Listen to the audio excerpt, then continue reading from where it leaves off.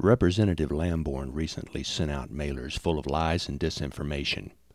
The total number sent is guessed to be about 70,000, because when his communications director, Catherine Mortensen, was asked how many were sent, she said, quote, "I don't have the authority to give that to you," end quote.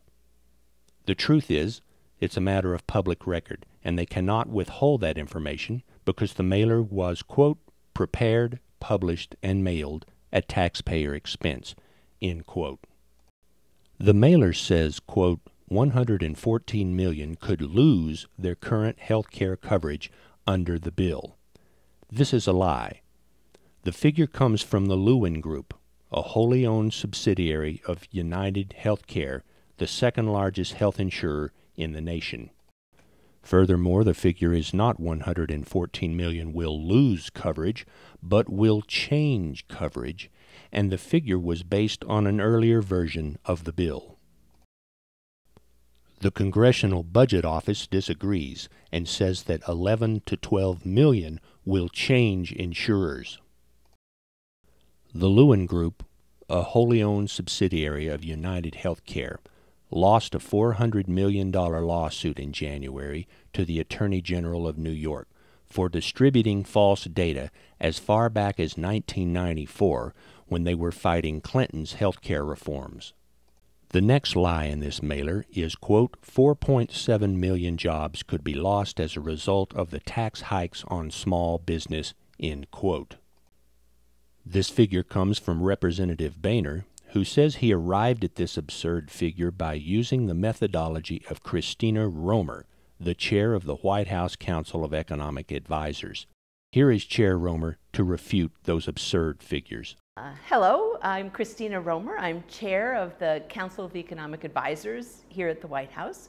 And I wanted to talk about, again, one of the myths that's been swirling around the healthcare debate. And that has to do with what healthcare reform will mean for small businesses. And I'll give you an example. We get lots of comments on the website. And one said, "I own a small business, and the proposed healthcare reform would make it impossible for me to hire new employees and might force me out of business."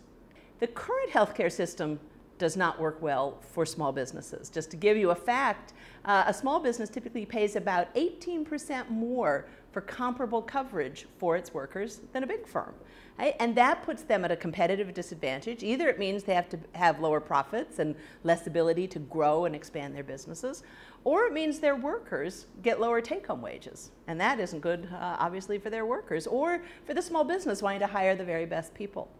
One of the ways that we see this playing out is that small businesses provide health insurance much less often than big businesses. Probably only about half of the businesses with fewer than 9 employees actually provide health insurance, whereas you get to a firm 200, 300 employees, it's almost 100% of them provide coverage.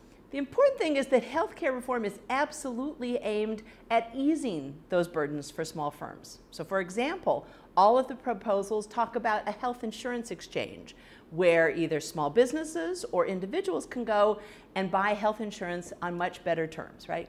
The plans have a tax credit for small businesses to help them provide health insurance for their workers, to reward them for doing the right thing by their employees. You know, some of the proposals have what we call an employer responsibility requirement. That's aimed at medium and big firms and saying if you we call it pay or play. If you don't provide health insurance, there's a penalty. Well, the bills as they're working their way through Congress all have an exemption for small firms. For example, one version exempts any firm with fewer than 25 employees. They wouldn't face any of those requirements.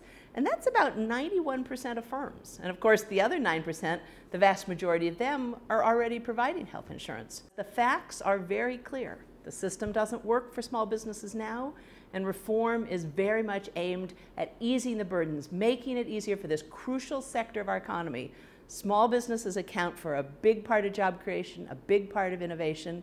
We want to help them, and that's why the reform proposals are aimed at lessening their burdens. We hope you'll help us to get the word out so that we get the right information to people. I'd also encourage you to come to whitehouse.gov, the website. You'll be able to see our report, read about small businesses and what healthcare reform will mean to them. I hope you'll also read another Council of Economic Advisors report where we looked more generally at the benefits to the whole economy, to the deficit, to economic growth from healthcare reform. And so that report will be there as well.